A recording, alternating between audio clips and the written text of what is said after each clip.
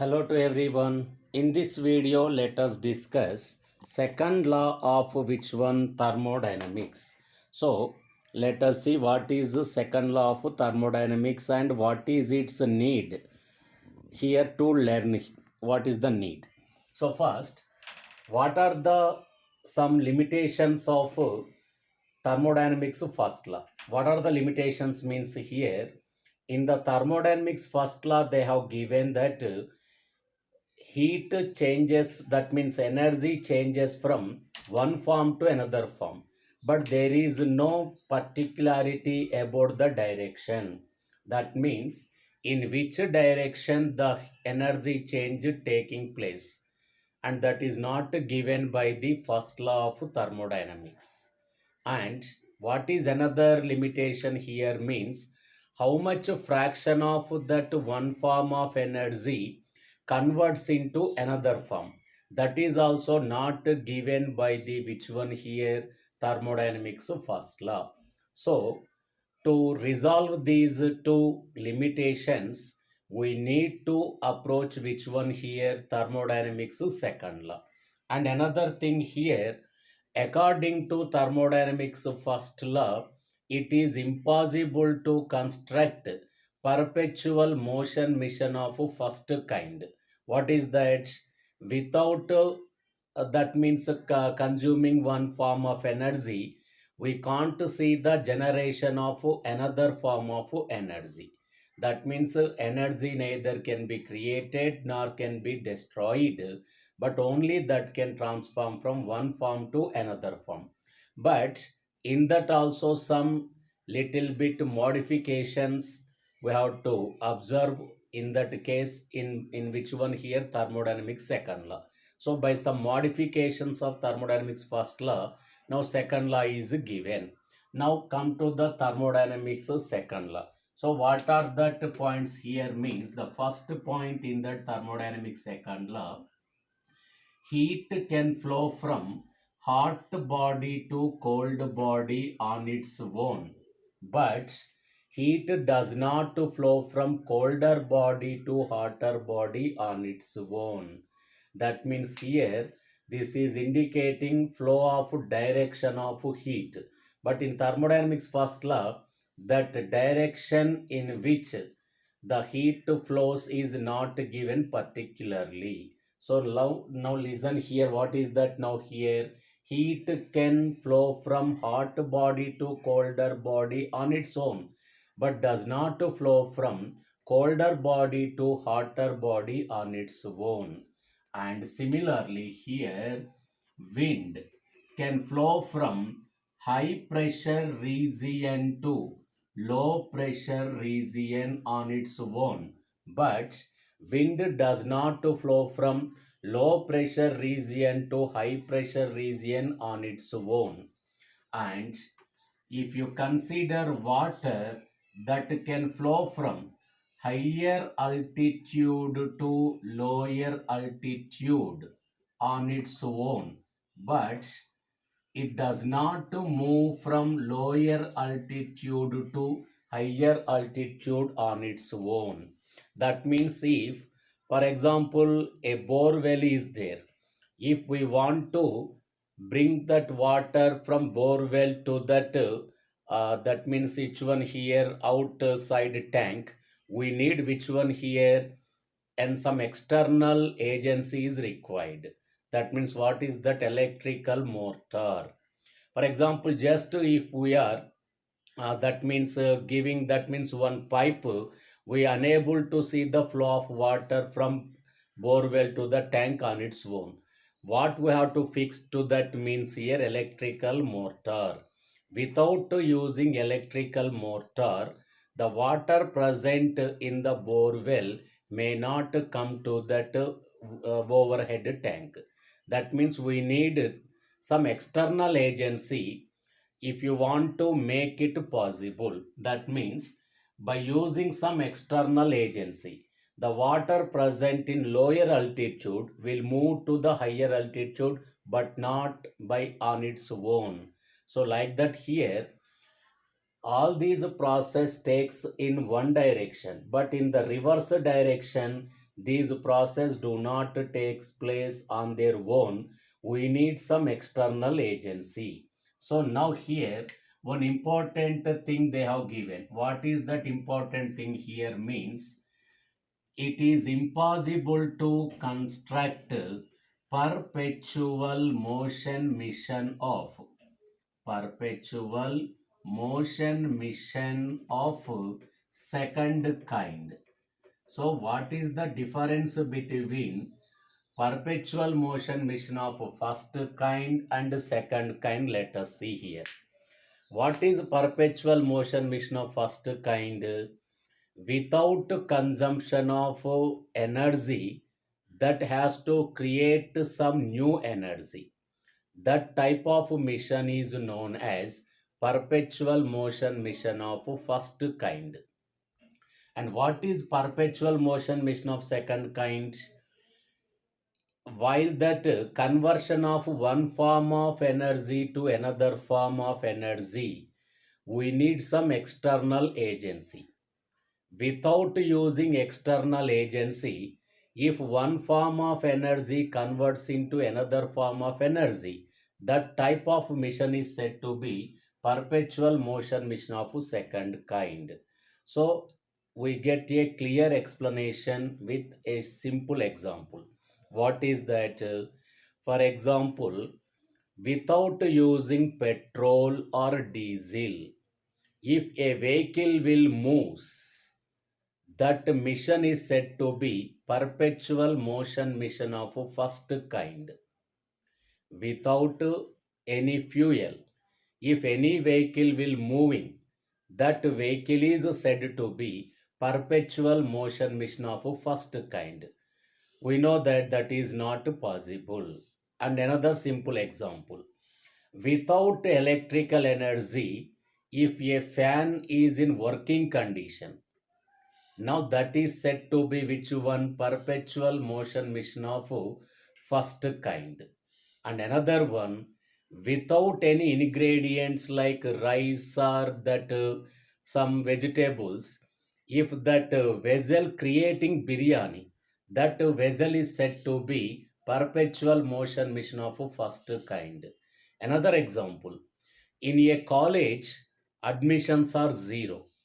No one joined in that college, even though if that college is getting 1 1 1 2 2 2 ranks like that, that college is said to be perpetual motion mission of first kind.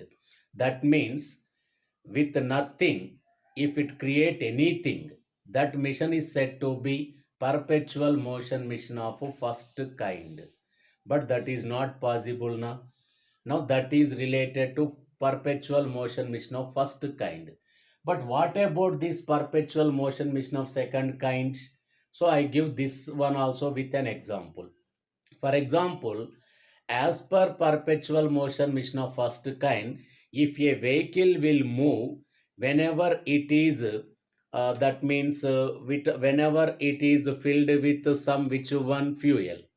For example, if try to fill the petrol in a bottle, like water bottle, empty water bottle should be filled with petrol. Now, just attach that bottle with petrol to a bicycle. Tell whether it moves. No. Of course, petrol is there.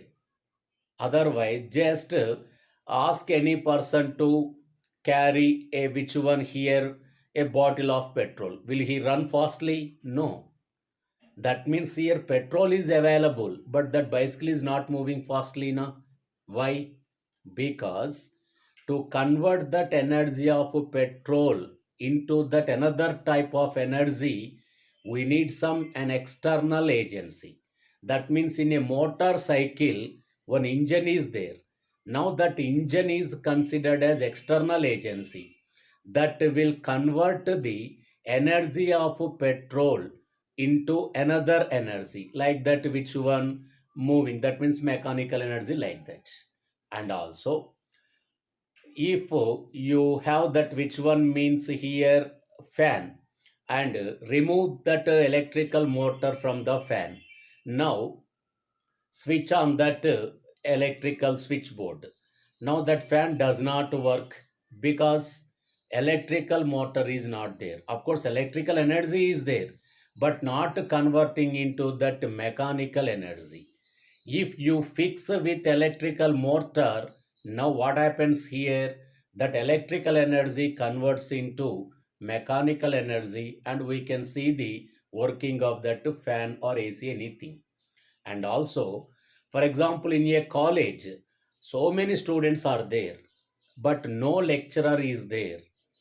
Can you expect any 1, 1, 2 ranks? No.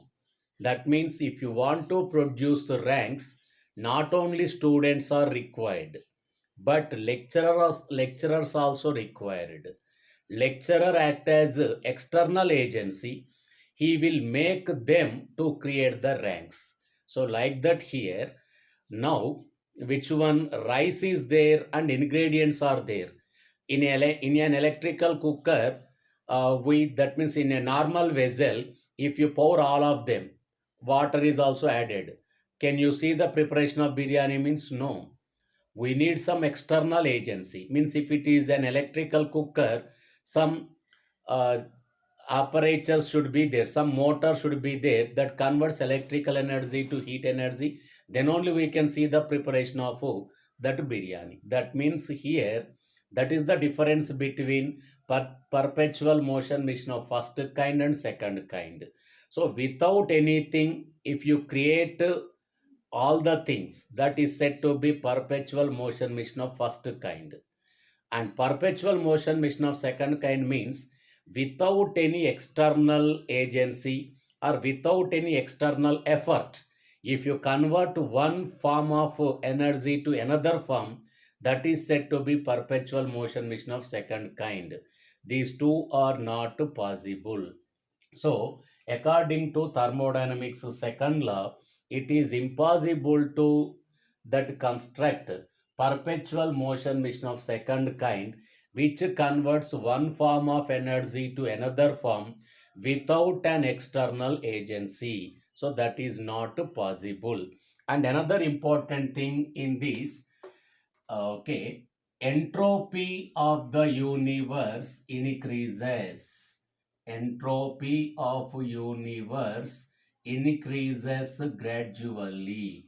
So what is entropy? That is our next topic here.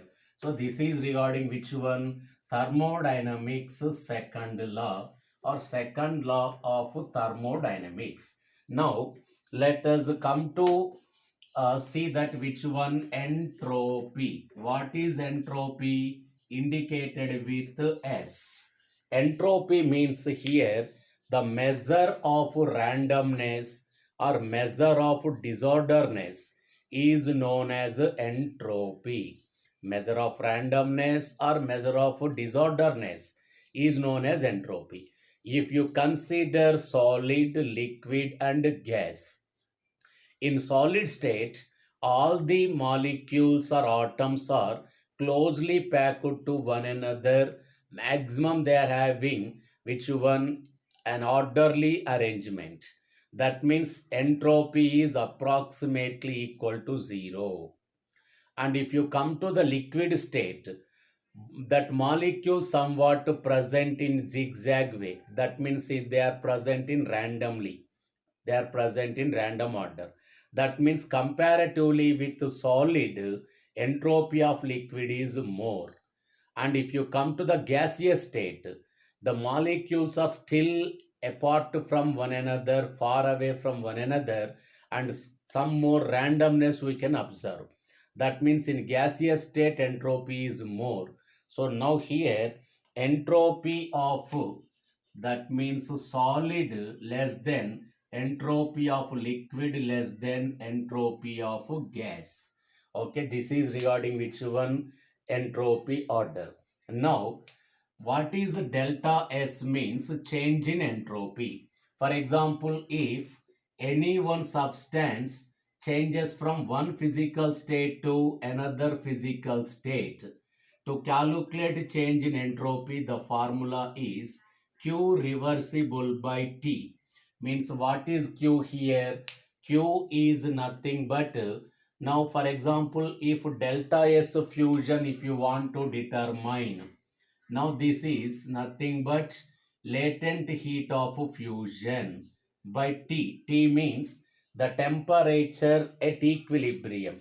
The temperature present at equilibrium means ice converts into water, water converts into ice.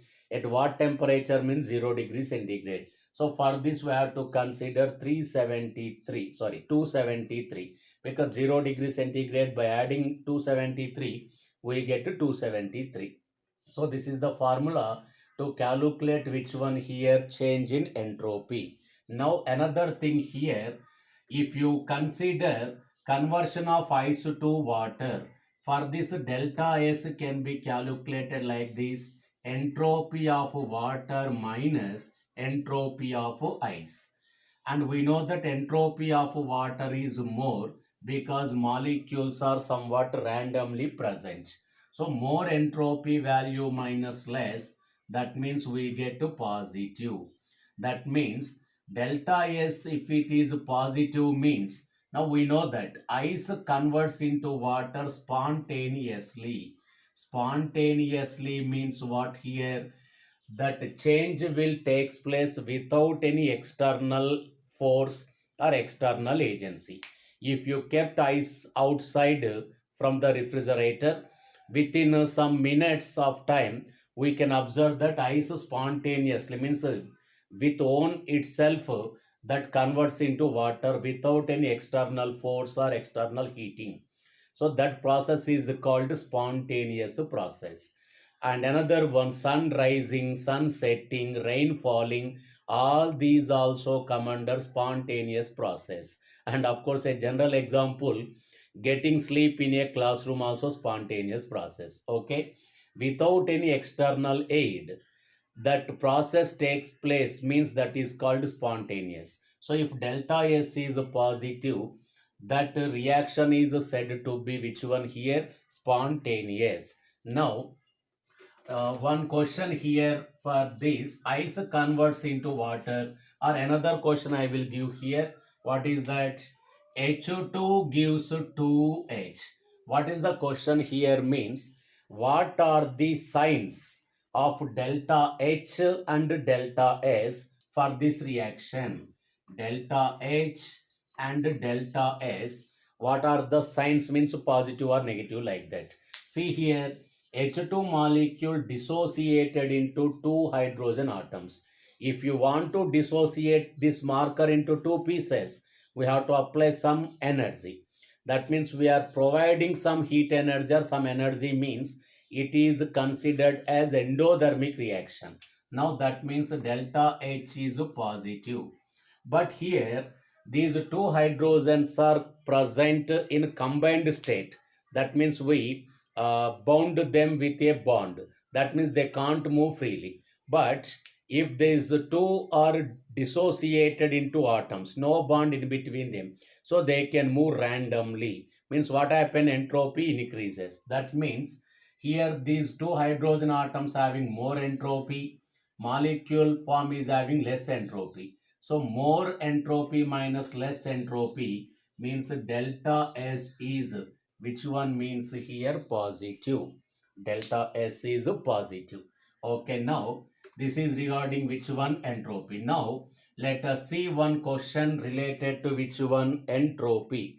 What is the question here means? That latent heat of fusion of ice is how much here? 6 kilojoules.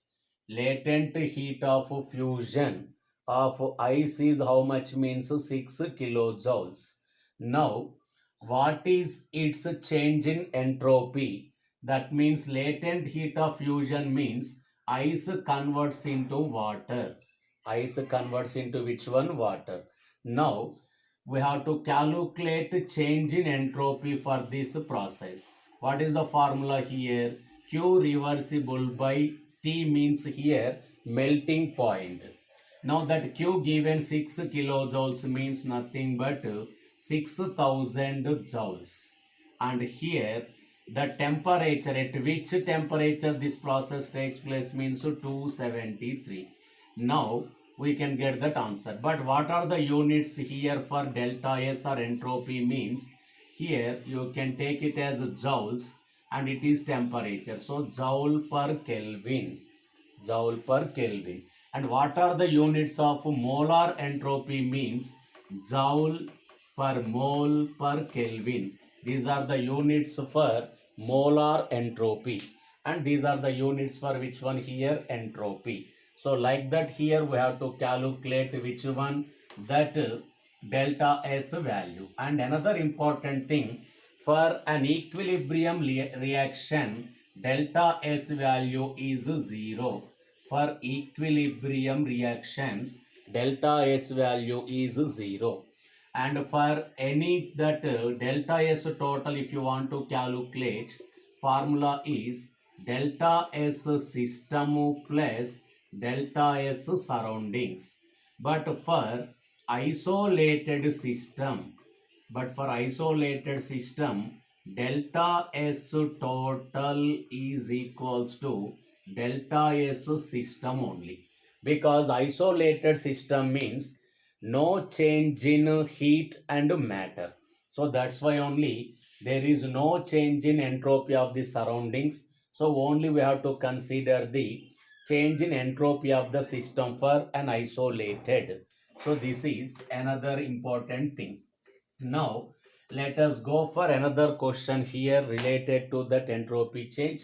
For example, for a liquid, the change in entropy is 109.3 joule per Kelvin per mole. This is change in entropy. And what we have to calculate here and what is I am giving means that heat of vaporization, given as 40.7 kilojoule per mole. Now we have to calculate its boiling point. What is its boiling point? Now what is the formula here? Delta S equals to Q by T. T means boiling point. So to get T, formula is Q by delta S. So Q is given in kilojoules, but this is given in joules. So convert kilojoules into joules. So 40.7 into 1000 divided by 109.3. So we get how much means here? 373 Kelvin. So like that we have to calculate which one means here boiling point of that one. So for a spontaneous reaction, delta S is positive, but if delta S is negative means that is non-spontaneous reaction. But one important thing, this delta S positive for spontaneity is just a required condition but not a necessary condition. That means sometimes even with delta S negative also, the reaction might be spontaneous. So then what is the mandatory condition for a spontaneous reaction means? Let us discuss in our next class. Okay.